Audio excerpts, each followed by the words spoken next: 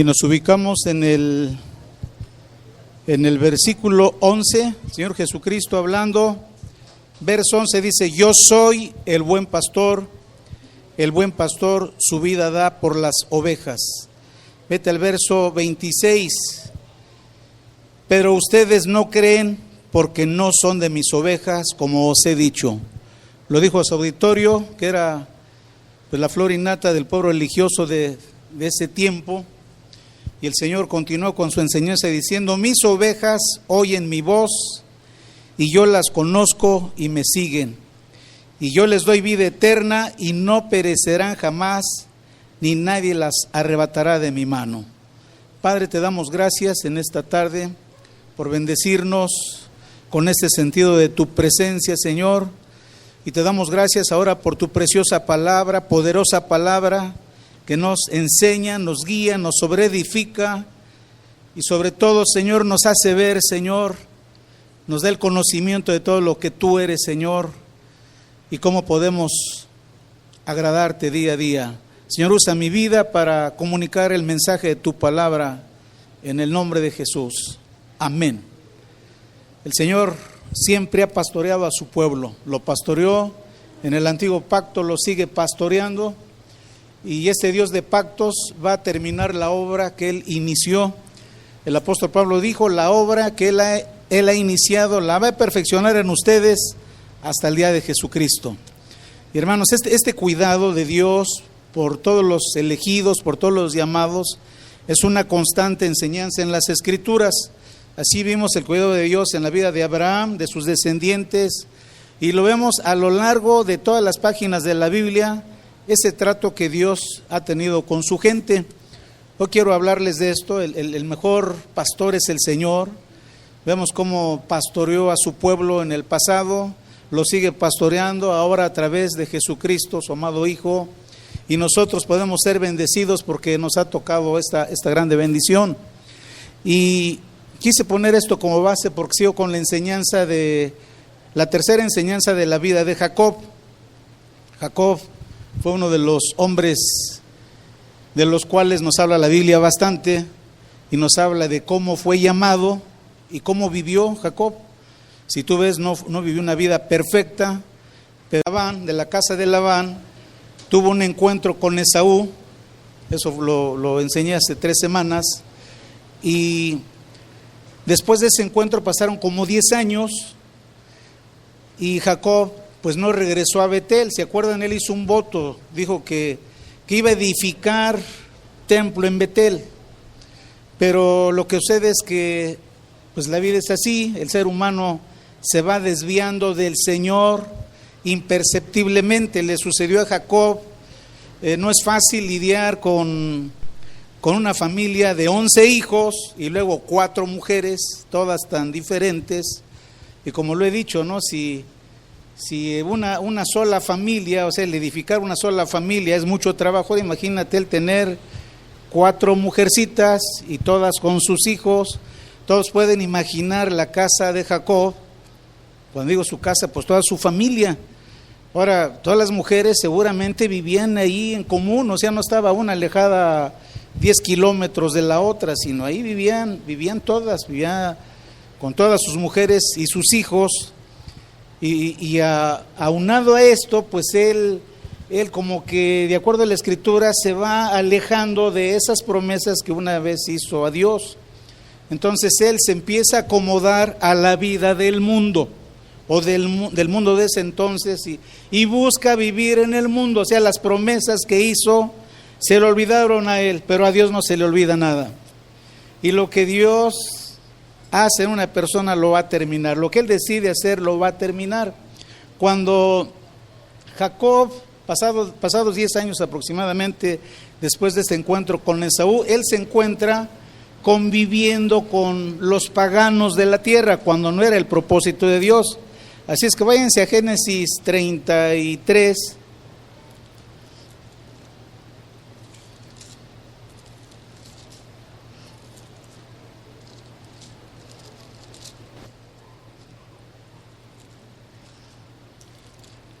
Versículo 16 dice: así volvió Esaú aquel día por su camino a Seir, y Jacob fue a Sucot y edificó allí casa, ¿qué dice? Para sí. Era riquísimo ya, ¿verdad? Dice que edificó casa para sí e hizo cabañas para su ganado, pues era un hombre riquísimo. Por tanto llamó el nombre de aquel lugar Sucot, significa cabañas. ¿Y por qué le puso Sucot?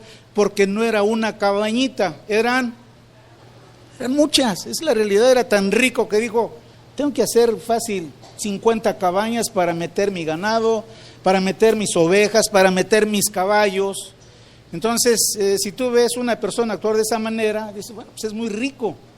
Pero él se está desviando, empezó a desviarse del Señor, porque aquí no dice que él oró a Dios y le dijo: Señor, si quieres me establezco aquí en Sucot, aquí hago mis cabañas. Él no hace eso, sino él decide quedarse en este lugar. Dice el verso 18: después Jacob llegó sano y salvo a la ciudad de Siquem. Entonces, ahí cerca de Siquem, dice que está en la tierra de Canaán, cuando venía de Padán Aram y acampó. ¿A dónde acampó? ¿A dónde acampó?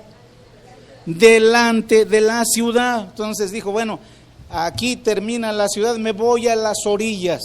Dice adelante, es que la ciudad estaba ahí a 100 metros, ¿verdad? Cuando más dijo: bueno, aquí me pongo cerca de la ciudad. La ciudad lo tiene todo. Él busca seguramente algo de comodidad. Y dice el versículo 19: y compró una parte del campo donde plantó su tienda de mano de los hijos de Hamor, padre de Siquem, por 100 monedas. Y erigió un altar y lo llamó Elolé Israel, que significa el Dios de Israel. Bueno, llega y dice: bueno, edifico un altar. Pero él no habló de esto a Dios. O sea, no ves que él haya pedido la dirección de Dios. Él se establece ahí cerca de una ciudad pagana, o sea, donde no conocían del Señor ni adoraban a Dios, y para nada aparece el cumplimiento del voto que él hizo 30 años antes. ¿Qué voto hizo? Vayan a Génesis 32, 28. Samuel, de favor. Él hizo un voto, una promesa. Creo que 28:32, por favor. Creo que me equivoqué, es 28:32.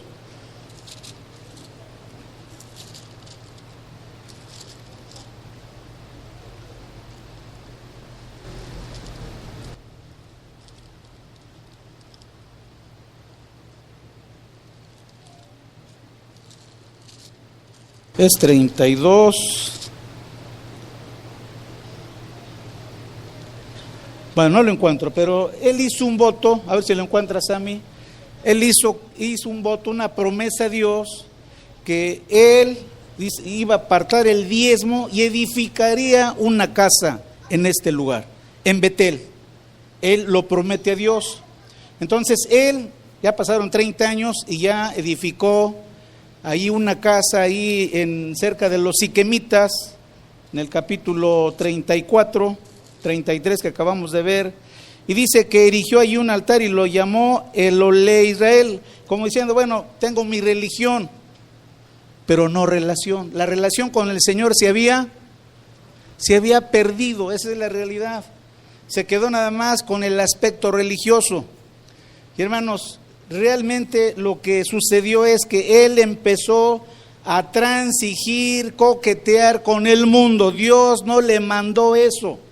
Él lo separó a Abraham, a Isaac y a él para que fueran pues los instrumentos del Señor para hacer la obra, el Señor a través de ellos. Ellos, conociendo a Dios, podían dar este conocimiento a las demás familias de la tierra. Y vayan al capítulo 34 y vean ustedes, es un capítulo triste y violento también, ¿verdad?, de la Biblia, porque habla de cosas tremendas. Dice el capítulo 34, vamos a leer algunos versículos. Entonces, él está ahí ya viviendo en una ciudad con paganos. Dios no le mandó eso. él tenía que regresar ¿a dónde? A Betel. Ahí hizo una promesa, Dios lo había llamado a que estuviera en Betel. Y dice el verso 1, salió Dina, la hija de Lea, la cual esta había dado a luz a Jacob, a ver a las hijas del país. El mundo atrae. Una señorita, una joven dice, oye, pues allá se ve bien, o sea, se ve mucho regocijo, mucha alegría. Entonces, papá, mamá, dame chance de ir allá. Y no dudo que los jóvenes también, ¿verdad? Bueno, vamos a la ciudad, o sea, oímos ahí los tambores, los tamboriles, las flautas, se ve que es una ciudad muy alegre. Entonces, de alguna forma, Jacob dice, bueno, pues vayan. Versículo 2 dice, y la vio Siquem, hijo de Amor Hebeo, príncipe de aquella tierra. Verso 2 del capítulo 34. Y la tomó y se acostó con ella, como dice, hermano, está muy fuerte, o sea, claro, no quiere decir que fue de forma violenta, o sea, él abusó de ella, ¿verdad? Abusó de la niña. Entonces, alguien hubiera dicho, bueno, pues ya que se casen y ya no hay problema. Bueno, ¿la quieres? ¿Cuál es el problema? O sea, la vida sigue, ¿no es así? Así se piensa en México, ¿no? Alguien, pues ya cásense, ya, ¿cuál es el problema, verdad? Pero lo que Dios escoge tiene que irse por la recta, o sea, el pueblo de Dios tiene que vivir rectamente. Entonces, para Jacob esto no está bien, ya tiene un problema, o sea, ¿qué voy a hacer? ¿Qué voy a hacer? Ya tiene ese problema, ¿cómo tratar este asunto? Ahora, el papá del muchacho, nos arreglamos, va y pide a la muchachita y le dice, bueno, mi hijo la quiere, porque dice que el muchachito, el príncipe, que era muy rico por lo que se ve, quedó prendido de la niña y dice, bueno, yo la quiero. Y los hermanos que habían oído las promesas también que Dios le dio a Abraham, las promesas que Dios le dio a Isaac, entonces ya son adultos. O sea, mientras un niño es chiquito, los padres lo pueden guiar, manejar y te estás quieto. Pero una vez que los hijos ya son grandes, que tienen pues ya 15 años, pues ya como que el muchachito ya dice, ya no te metas conmigo porque también te vas a enfrentar conmigo. O sea, no es lo mismo lidiar con niños chiquitos que con adolescentes. Entonces los hijos ya tienen su carácter, ¿no? Entonces los hijos intervienen y dicen, y llega el papá del muchacho, del príncipe, y le dice, bueno, vamos a arreglar las cosas, estamos dispuestos a todo. Es más, yo estoy dispuesto a dar la mejor dote. Si se trata de dinero, yo doy el que ustedes me pidan. ¿Qué dote quieres? Caballos, terrenos, lo que tú quieras, con tal de que nos arreglemos. Y dos de ellos, ¿verdad? A lo mejor Leví o Simeón dijo, bueno, mira, vamos a hacer esto. Tú sabes que nosotros somos un pueblo especial. Tenemos un pacto con Dios y lo mostramos a través de la circuncisión. Los varones somos circuncidados al 8º día después de nuestro nacimiento. Entonces, si ustedes quieren formar parte de nosotros, que ustedes deben de circuncidarse, y todos los varones de la ciudad de Siquem, los siquemitas, deben de hacer lo mismo. Y el padre dice, estamos de acuerdo. O sea, dice, yo voy a hablar con la gente y todos están de acuerdo. Pues tal día va a ser el acto de la circuncisión, un acto masivo, y todos los varones se juntan a una determinada hora, y hermanos, son circuncidados todos los varones a un tiempo. Y dice en la Biblia que el tercer día, que era el día de más dolor de esa operación, en ese tiempo no había analgésicos. Entonces llegan Simeón y Leví con espada, ¿sí? Espadas. Es un capítulo violento, ¿verdad? Y arrasan a filo de espada con todos los hombres. Los matan, esa es la realidad. Cuando alguien empieza a leer la Biblia y se encuentra con eso, dice, ¿qué es esto? O sea, ¿por qué está esto en la Biblia? Pues está, porque retrata el carácter del ser humano tal y como es. El ser humano es como Simeón y Leví. ¿Cómo es? Violento. Esa es la realidad. Entre el pecado y la santidad solo hay un hilito.